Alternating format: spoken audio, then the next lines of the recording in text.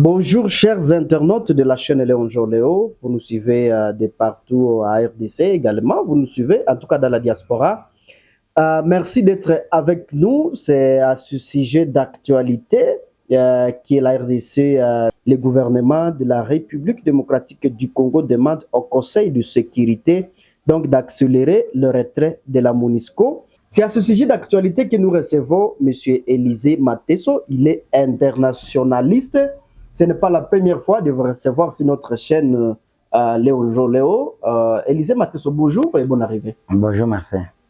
En tout cas, vous suivez de très près la situation de la République démocratique du Congo. Vous le savez très bien que la RDC, en tout cas, accélère le processus du retrait de la MONUSCO. Le Congo a-t-il vraiment besoin de se séparer de la MONUSCO à cette période de crise sécuritaire, M. Élisée Mateso?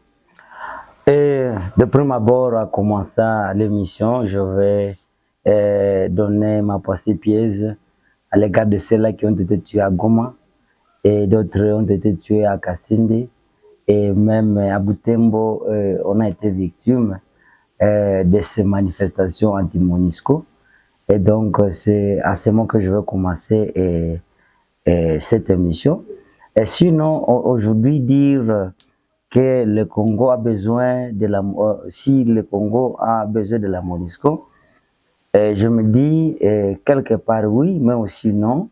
Oui, parce que nous sommes d'abord dans une période de préparatif des élections. La MONUSCO, dans sa façon de faire, a été à côté du gouvernement congolais quand il s'agit, n'est-ce pas, de déployer les kits, quand il s'agit d'aller à côté, de négocier certains accords, la MONUSCO a toujours été aux côtés du gouvernement. Et aujourd'hui, quand nous constatons que le gouvernement veut peut-être s'écarter ou bien se faire écarter de la MONUSCO, c'est peut-être que le gouvernement est déjà prêt. Et donc, vous savez d'abord que le gouvernement est responsable. Et j'estime que les tâches que la MONUSCO était en train de réaliser au niveau de la RDC sera suppléée, où on a déjà pris des mesures transitoires qui permettront à ce que les services qui étaient jadis faits par la MONUSCO soient réalisés maintenant par le gouvernement.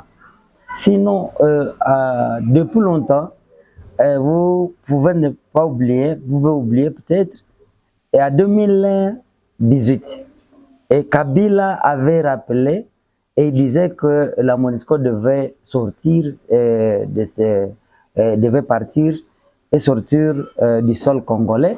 Mais vous connaissez le tollé qui est revenu, ce sont les opposants qui disaient non, voilà, pourquoi Kabila veut se faire sortir la MONUSCO, et l'objectif c'est qu'il veut se faire débarrasser des témoins gênants. Tout ça, ce sont des débats qui ont suivi le problème des retraits de la MONUSCO. Et aujourd'hui, quand nous disons qu'il faut retirer la MONUSCO du territoire congolais, est-ce que aussi ce n'est pas le même langage qu'on peut tenir de se faire débarrasser des témoins gênants parce que les élections sont en train de se faire organiser? Tenez, il y a eu l'opposition qui voulait qu'on puisse auditer le fichier électoral par un acteur international, et c'était la francophonie qui a été choisie à cette fin.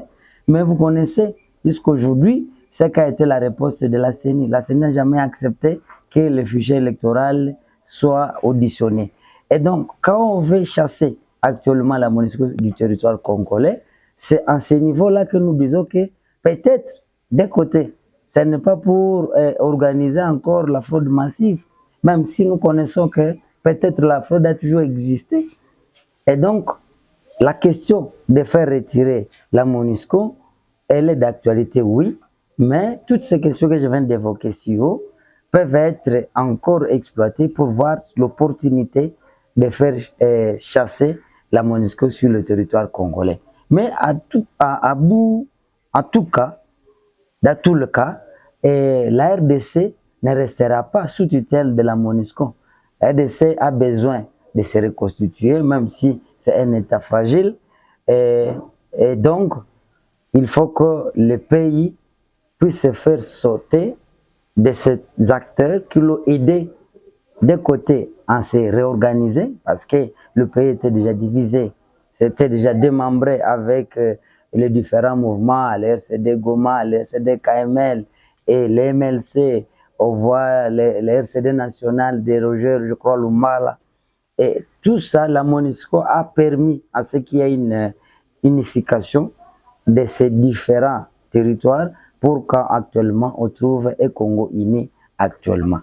Et donc, c'est en ce moment peut-être que je peux dire que nous avons intérêt d'abord de remercier de côté la MONUSCO de ce qu'elle a fait jadis. Et aujourd'hui, on peut aussi rappeler la MONUSCO pour l'inertie qu'elle a fait montre par le fait qu'ils n'ont pas été à mesure de pacifier l'Est. Et voilà, la question d'actualité, ce sont les M23 qui continuent à endeuiller encore la population de Rutshuru et j'en passe. Oui, avec vous, je rappelle aux téléspectateurs que vous êtes Élisée Mateso, internationaliste. Vous êtes enseignant donc à l'université officielle de Rwenzori à Butembo. La MONUSCO, en tout cas, s'est dit prête à quitter les sols congolais. Mais comment comprendre que le gouvernement demande seulement ses retraits en tout cas à cette période électorale, car on serait bien donc à cette période électorale, car on sait bien que l'apport de la MONUSCO dans l'observation des processus et dans le déploiement de la logistique. Et voilà, je venais de le dire tantôt au début que nous avons encore besoin de la MONUSCO chaque fois que nous avons des élections, parce que c'est elle qui a desservi les zones enclavées en kits électoraux.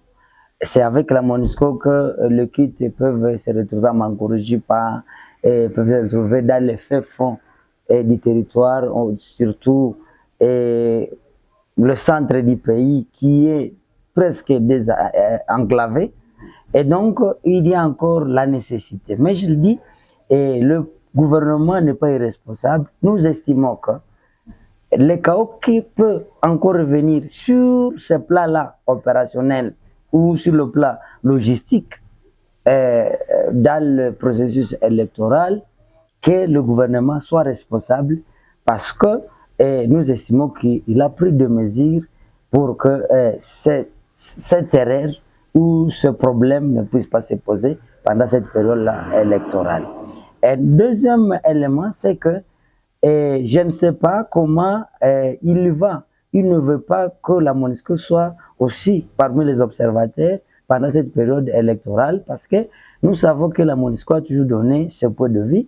Il y a des experts internationaux, déjà qui ont vécu des élections dans leurs États et qui peuvent donner un point de vue ou une orientation quelconque pour que les élections se passent dans un climat apaisé ou que ça soit organisé de manière ordonnée. Ah oui, demandant donc le départ du premier grand observateur international, le régime à place ne cherche pas vraiment à truquer les élections, M. Élisée Matisson. Le mal est profond. Il est profond parce que même avec la MONUSCO, les élections ont toujours été volées. Il y a toujours cette fraude-là. Et donc, que la MONUSCO soit, que la MONUSCO ne soit pas, le vol sera toujours organisé. Et donc, le problème devient structurel au niveau interne de chaque État pour que l'État et toutes ses institutions commencent à se fiabiliser et devenir respectables sur la scène internationale en acceptant d'organiser des élections sans même l'observation extérieure. Je m'imagine Je ne sais pas vous qui êtes des hommes de médias, si vous avez déjà compris à un moment donné dire que les élections des États-Unis ont suivi des observateurs ou qu'en France on organise les élections, on a eu des observateurs internationaux. C'est parce que déjà les institutions au niveau interne de ces États se sont fiabilisées pour que les élections qui sortent avec toujours la bénédiction de tout le monde et qu'on dise que le vainqueur a vaincu de manière ordonnée.